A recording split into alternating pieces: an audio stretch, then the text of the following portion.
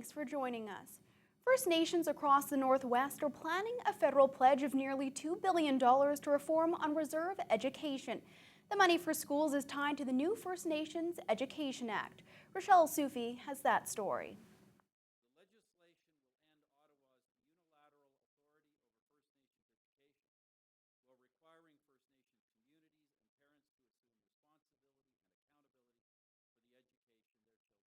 Sorry about those technical difficulties. Businesses in Kenora have identified the reinstatement of the spring bear hunt as their top priority.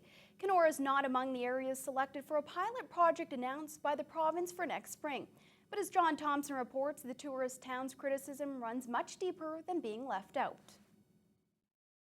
The Kenora District Chamber of Commerce is lending its voice to the chorus the Northwest has been singing for years: bring back the spring bear hunt. The Chamber held its annual general meeting on Wednesday, vowing to take the issue to the Northwestern Ontario Associated Chambers of Commerce meetings in April. The bear hunt was cancelled in 1999, and the 5 largest cities in Northern Ontario, including Thunder Bay, have been granted a resident hunt for the spring of 2014. Nearly 500 kilometers away, Kenora Chamber President Wes Romanuk claims businesses are losing tens of millions of dollars each year in tourism revenues from the cancelled hunt, and insists Kenora depends on destination travelers to keep its economy afloat. Money that's here is already here. I mean, money we bring in from the south or Manitoba or neighboring provinces is it's really important to us, and it's part of what drives us, especially in the springtime when things are, kind of still wound down after winter. Jerry Carriou represents the outfitters across Sunset Country at the western edge of Ontario. Although it will be illegal to kill sows and cubs under the provincial plan, he argues wildlife will be negatively impacted with no economic benefit. It's going to result in some inexperienced hunters, I believe, out in the bush in areas they don't know. I think they don't know how to recognize sows with cubs as they would if they had gone through an outfitter. The outfitter would be there to assist in that process. They can help the ministry collect data on the hunt.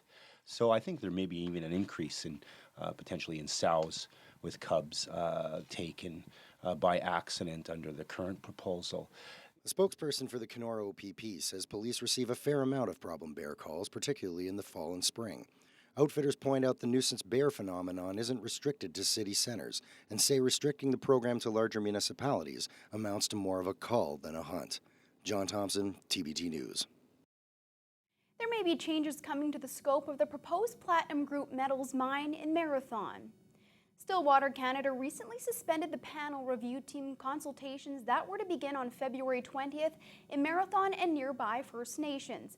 The move was required to process questions that would have arisen from what the company calls a re-evaluation of the size of the project. Marathon Mayor Rick Dumas says the town will meet with the company in March. Stillwater President Clark Gilbert will not say whether the company hopes to widen or narrow the mine's output, but he does stress that Stillwater Mining and Mitsubishi Corp see the site as one of their strategic assets. What we want to make sure is next time that we reopen the public hearings, that we're putting forward the best available project. So whether that's the one that we've got right now in hand or some variation of that one, that's what we're trying to identify. Under Stillwater's current scope, the proposed mine would create 350 full-time jobs in the Marathon area. An Cisco shareholders vote that was supposed to have taken place next week over a $2.6 billion takeover bid by Goldcorp has been put on hold.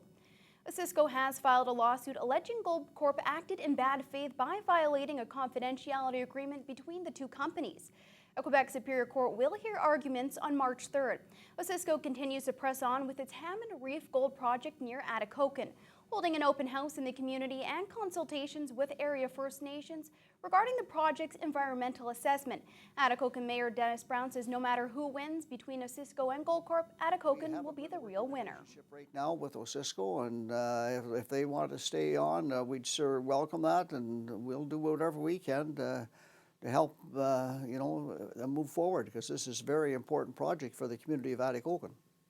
But if the other company buys it, Goldcorp, I've already talked to one of the vice presidents, and he's assured me that they'll keep the commitments that Cisco has. So, it seems like either way we'll be okay.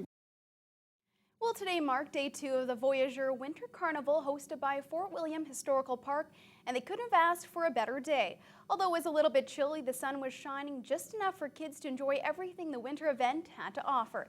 TBT's Mike Albanese has that story. It's an event that has been happening for over a decade. The 12th annual Voyageur Winter Carnival kicked off day 2 with flying colors. People of all ages bundled up to take part in all of the fun-filled activities. Attendance seems to be going quite well. I heard a radio report a little while ago that one of our parking lots is already filled with cars, so it looks like the turnout's great. Obviously, the snow machine stunt show is a big draw, but so are some of the other tried and true components we have for the event, so it's nice to see the people out today. This year, the event drew in more than just the usual families, since they had the Extreme Snow Machine show featuring some participants from the X Games. These tricksters attract a younger crowd of people alongside the families who came to enjoy the dog sled rides and tubing. Some might be confused why a historical attraction like the fort included snow machining in their event. Aside from being a cultural heritage facility, we're also a recreational facility, so we make use of all of our resources here. We got quite a bit of space here at the fort, so that's why we've made use of skating and curling on the cam. Our maintenance crew's done a great job on working on the expanse of ice here in front of us here on the wharf. So they've done a tremendous job, and they've also done a great job on the working on the snow ramp for the stunt drivers. Those we spoke with thought the carnival was fun for all ages. It's a great family event. They have a lot of different activities, the tubing and the games and the scavenger hunts and things like that. They're all really neat and a lot of fun for both of us to participate in, and you know, the dog sledding and all of that too. It's all really neat, and a little bit of history here too, which is nice. We got to see some curling going on and some ice skating, and we got here and go on the tubes, and we're gonna hit up the tubes on the way back, and did some crafts with the kids and some games here with our tickets that we got at the door, and yeah, it's just a fun day. It's a fantastic day outside. The weather's incredible. It's a really good, really good event in my opinion, and just a great day to bring the family out and have lots of fun. This was also the first day Thunder Bay has ever seen X Games snow machiners perform in the city, and there will be more of that Monday afternoon. Mike Albanese, TBT News.